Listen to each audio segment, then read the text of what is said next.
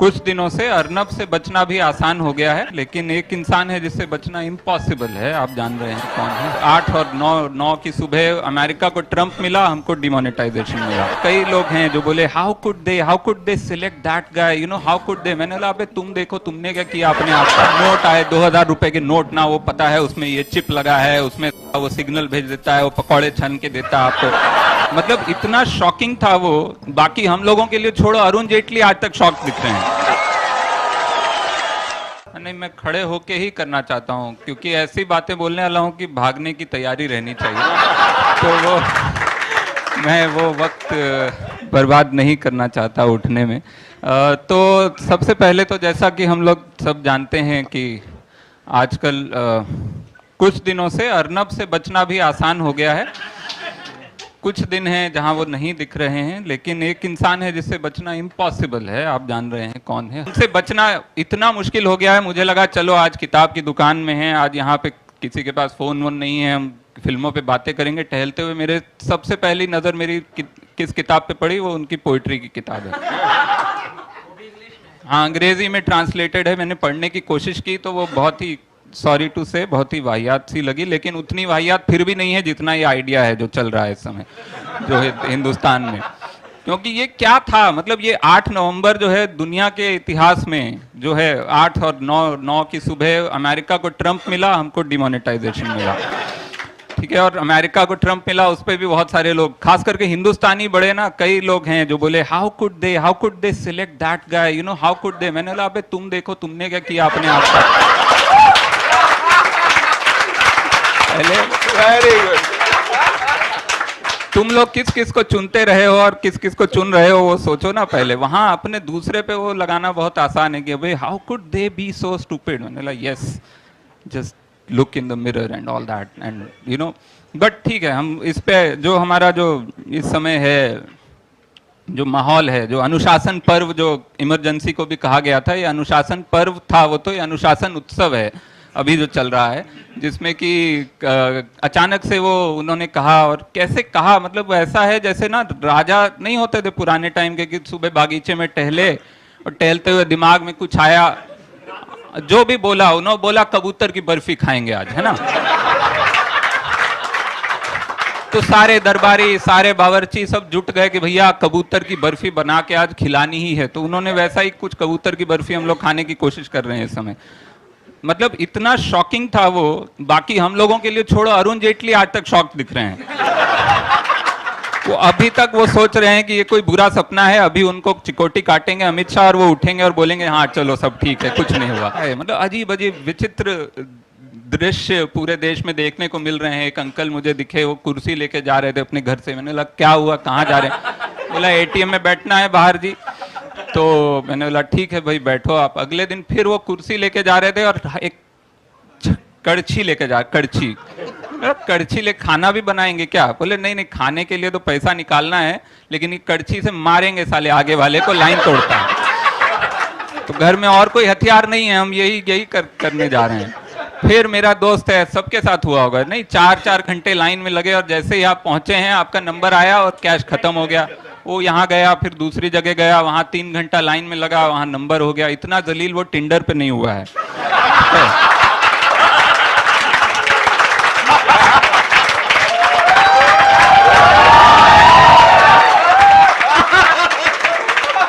जितना एटीएम ने जितना जलील किया उसको, उतना वो अभी तक किसी इश्क विश्क में कभी वो जलील नहीं हुआ था। इतना देखने में अच्छा खासा वैसा है, लेकिन अब हो गया बेचारा। तो एक और इसके साथ क्या हुआ है, जो सब तरह की आवाजें हैं एक तरफ से ना, और जो जस्टिफाई करने की कोशिश है इसको, और जिस तरह से वो सब लगे हुए हैं। एक तो हर बंदा, मतलब 100 में 46 घटाना जिसको नहीं आता है वो इकोनॉमिस्ट बना बैठा है आज की तारीख में।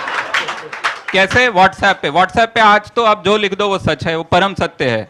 व्हाट्सएप धीरे धीरे गीता को हटा के कोर्ट में व्हाट्सएप पे कसम खिलाई जाने वाली है जल्दी ही। क्यों भैया? आ जाते हैं मुझे समझाने की ये ना, इसके बाद क्या होगा, फिस्कल डेफिसिट इंडिया का 22% कम हो जाएगा। मैंने कहा कैसे पता? व्हाट्सएप पे आया है। अबे व्हाट्सएप पे तो यार क्या क्या नहीं आया, उस पे तो मैं तुम्हें दिखाऊंगा, 2 सींग वाला हाथी दिखाऊंगा तुमको। नहीं वो ऐसा है, ये है, नहीं नहीं व्हाट्सएप से ही एक्चुअली ये स्कीम कहाँ से आई है? ये रामदेव ने व्हाट्सएप किया था मोदी जी को। कि भैया ये है, ऐसा ऐसा कर दो, और वो व्हाट्सएप भी पूरा नहीं पहुंचा। खुद रामदेव कह रहे हैं कि हमने 2-3 स्टेप दिए थे, उसमें से पहला इन्होंने लगाया, इसलिए हालत है। तो वो व्हाट्सएप उनका पूरा नहीं हुआ, क्योंकि बीच में वो भारत सरकार पढ़ने लगती है, वो किसी और ने पढ़ा, वो जिन्होंने भी पढ़ा वो कैमरे भी लगाए हुए उन्होंने यहाँ।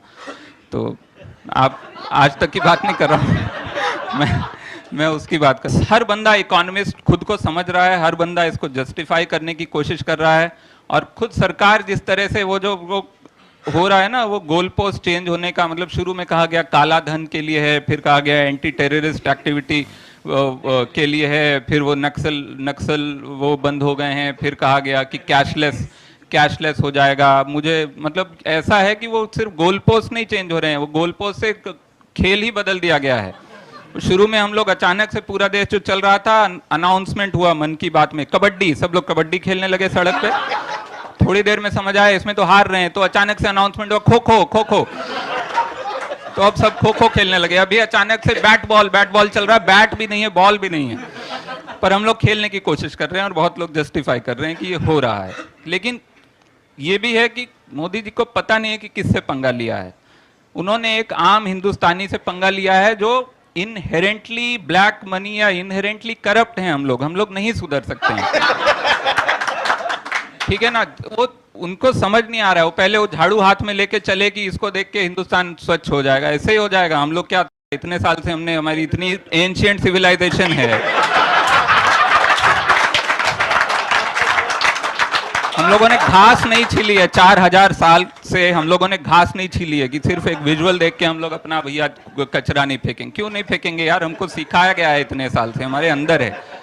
यहाँ डिब्रूगढ़ की ट्रेन, बंबई से सबसे दूर जो जाती है वो डिब्रूगढ़ की ट्रेन है, ठीक है।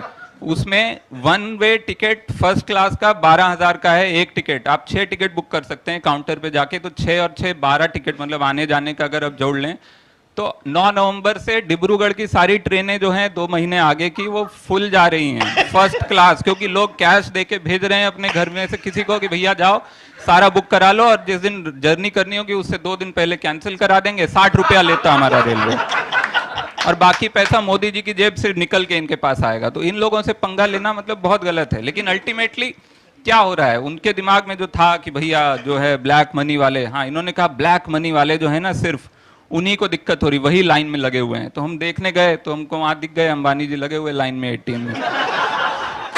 तो हमने पूछा अच्छा क्या हुआ, आप सच में लाइन में? बोला नहीं मैं तो बैंक खरीदने आया हूं ताकि आगे से गलती ना हो ऐसी। तो ये जो इनका है ना, फिर इन्होंने कहा अभी कल परसों किसी ने कह दिया, एक मिनिस्टर हैं कोई, मैं नाम भूल रहा हूँ क्योंकि एक तो बहुत सारे हैं, और छोटे दूर दूर भी दिखते हैं, दूर दूर, एक सूरज की रोशनी में बाकी सब छुप जाता है ना, तो वो दिखता नहीं है। तो खैर उन्होंने कहा कि सिर्फ वो हैं जो उसमें मर रहे हैं, क्या बोलते हैं, लाइन में जो मर रहे हैं वो सिर्फ ब्लैक मनी वाले हैं। तो मैं देखने गया, फिर मुझे वहां एक जमीन पे विजय माल्या पड़े हुए तड़प रहे थे। तो मैंने पूछा अच्छा सच में आप ये गर्मी से मरे? बोले नहीं हमने बहुत सारा कैश खा लिया। तो ये जो हो रहा है, लेकिन इस सब के साथ साथ एक जो काउंटर नैरेटिव बनाने की कोशिश हो रही है, जिसमें कि कहा गया है कि अच्छा वो सर्वे निकाला इन्होंने भाई अपने ऐप पे, पहले तो कितने लोग हैं यहाँ जिन्होंने वो ऐप डाउनलोड किया है? मुझे उम्मीद नहीं थी इतने समझदार लोग हैं हिंदुस्तान में, क्योंकि वो ऐप मैंने डाउनलोड करने की कोशिश की, उसने इतने परमिशन मांग लिए।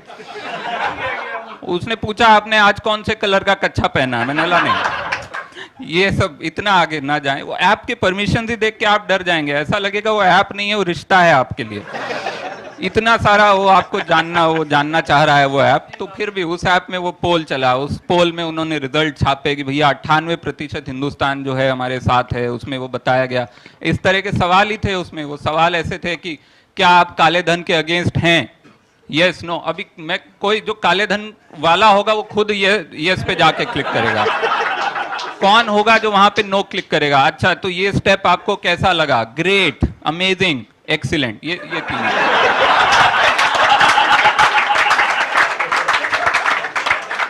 वो मुन्ना भाई की मार्कशीट लग रही थी वो जो रिजल्ट आया था ना, उसको मुन्ना भाई की मार्कशीट थी। फिर वो नोट पे इन्होंने फिर हर तरह से इन्होंने कोशिश की है कि उसको घुमा फिरा के, अच्छा नोट आए 2000 रुपए के नोट ना, वो पता है उसमें ये चिप लगा है, उसमें वो सिग्नल भेज देता है, वो पकौड़े छन के देता है आपको, कुछ भी था। मैंने बोला भाई साहब क्या क्या करना चाह रहे हैं आप नोट से। अब इन्होंने बोला लड्डू हम देंगे, लड्डू बांटेंगे, लाइन में लगे हुए लोग ना त्रस्त हो रहे हैं। बहुत 40 दिन बाद इनको समझ आया कि लोग त्रस्त हो रहे हैं, लेकिन ये नहीं समझ आया कि त्रस्त के बदले में क्या देना, लड्डू। 40 दिन इनको लगे ये समझने में कि हिंदुस्तान में आदमी गुस्सा होता है तो उसको लड्डू दे दो। अबे हाँ, ये सही बात है कि कोई तीखी चीज न दें, क्योंकि वो बदले में आपको ही मिलने वाली है। वो तो आप सोच के उन्होंने गोल चीज ढूंढी कि क्या गोल चीज है जो दी भी जा सकती है, जो खाई भी जा सकती है, जो देख के ऐसा मारे तो जोर से लगे ना, ये सब सोच के उन्होंने लड्डू पे पहुंचे। लेकिन वो लड्डू भी कहां से थे आपको पता है? अभी गडकरी जी की बेटी की शादी थी।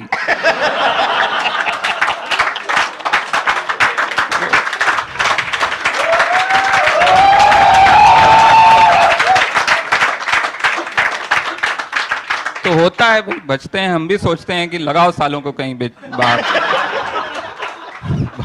वेस्ट नहीं करना चाहिए ना, वो भी एक मंत्र है ना, हमारी सरकार का मंत्र है, वेस्टेज नहीं होना चाहिए बिल्कुल। तो वो सब है। लेकिन फिर हुआ, अच्छा शादी, अलग अलग रूल्स, हर दूसरे दिन तो रूल्स ऐसे नए बदल रहे थे। रूल्स भी इतनी बार बदले हैं कि अभी वो रूल्स के लिए एक अलग से मतलब एक मिनिस्ट्री बनानी पड़ेगी, मिनिस्ट्री ऑफ चेंजिंग रूल्स करके, जो आपको बता सके कि आज क्या हुआ, आज कौन से 4 रूल बदले गए। अब इतने रूल बदले गए, उसमें फिर वो शादी वाला इन्होंने रूल बनाया। वो भी क्यों बनाना पड़ा? क्योंकि कहीं पे प्रधानमंत्री जी ने मजाक उड़ा दिया कि लोगों के घर शादी हो रही है और पैसा नहीं है, ऐसा। मतलब ये कैसी पंच लाइन थी, ये क्यों थी, किस पे थी ये पंच लाइन? ठीक है, उन्होंने वहां मजाक उड़ा दिया, फिर वो हिट हुई, जो उनके कोर मेंबर जो भी ग्रुप हैं, खासकर गडकरी जी की बेटी की शादी थी बीच में, तो वो उन्होंने अपना घुमा फिरा के फिर उन्होंने कहा अच्छा नहीं, जिसके घर शादी है उसको 2.5 लाख रुपए उसको मिलेगा। बहुत लोग तो ऐसे ही पहुंच गए 2.5 लाख मांगने, उनको लगा कि मिल रहा सरकार की तरफ से। उनको बैंक वाले ने बताया नहीं ऐसा नहीं है, वो मुफ्त नहीं है, आपका अकाउंट में होगा तो मिलेगा। तो बहुत लोग पहुंच गए। भाई हिंदुस्तानी भोला होता है, सीधा होता है, ठीक है। हम लोग ऐसे ही हैं, हम लोग अभी भी सपोर्ट में हैं। क्यों हैं आप सोचिए ना, हम लोगों के अंदर वो अभी भी वो गुस्सा नहीं है, किसी के अंदर गुस्सा नहीं है। मतलब मुझे लगता है किसी अफ्रीका या कोई ऐसे और हमसे जो कम जीडीपी और कम डेवलपमेंट वाला देश है, वहां भी ऐसा हुआ होता तो अब तक वो मतलब हंगामा हो गया होता सड़कों पे। हाँ, वेनेजुएला ने ले लिया है, लेकिन वो, हाँ हम तो बहुत आगे निकल गए हैं अब तो। हाँ, अब तो कुछ नहीं हो सकता। लेकिन हम लोग मानते हैं, हम लोगों के अंदर वो एक नेचुरल गुडनेस है, always to look at the intent and we see कि ओके हाँ ठीक है यार, अच्छा ही सोचा है, अब ठीक है, थोड़ा दिन मतलब हो रहा है, दिक्कत तो हो रहा है। लेकिन एक और हमारे अंदर ये है कि अच्छा ठीक है ना, हमारे घर की रसोई जल गई, सामने वाले का तो पूरा मकान जल गया, चलो अच्छा है। तो वो एक खुशी रहती है हम लोगों के अंदर। ये हर आदमी सोच रहा है, वो भले ही वो आईएएस ऑफिसर हो, वो ये सोच रहा है अच्छा मेरा चल यार 50 करोड़ का नुकसान हुआ, साला मंत्री का बहुत हुआ होगा ना, बहुत अच्छा। उस मेरे से जूते का लेस बंधवाया था ना, आज 500 करोड़ गया। मतलब ऐसा सबके दिमाग में चलता रहता है। तो हम लोग एक वो हैं, और एक हमारा जो वो वैदिक माइंडसेट है ना, कि हर चीज फेटलिस्टिक हैं, ठीक है हो गया जी, हो गया, कोई बात नहीं। हम लोग किसी चीज में ऐसे गुस्सा नहीं होते हैं, हम लोगों का अपना एक वो चलता रहता है। तो इस सब बीच में उन्होंने शादी वाला अनाउंस किया कि भैया 2.5 लाख वो शादी, वो 2.5 लाख मिलेगा शादी वालों को। उसके बाद राहुल गांधी ने लड़की तलाश करना शुरू कर दिया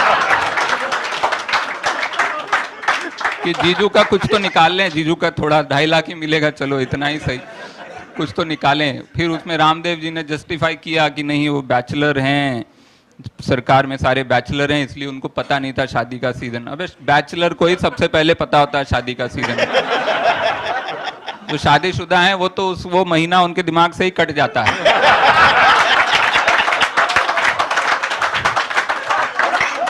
जो बैचलर होते हैं उनके अंदर सब तरह की लालसाएं और वो इंफीरियरिटी कॉम्प्लेक्स और एक खाने की जो ललक होती ना कि हाँ शादी खाएंगे साला। जो शादी कर चुका होता है उसको पता होता है कि शादी से घटिया खाना कहीं नहीं होता, लेकिन वो एक वो है। तो इस तरह से जस्टिफाई हो रहा था। लेकिन ठीक है, डिमोनेटाइजेशन और वो उनको ट्रम्प के साथ जीना, हमको इसके साथ जीना है, जीते रहिए, खुश रहिए, शुक्रिया।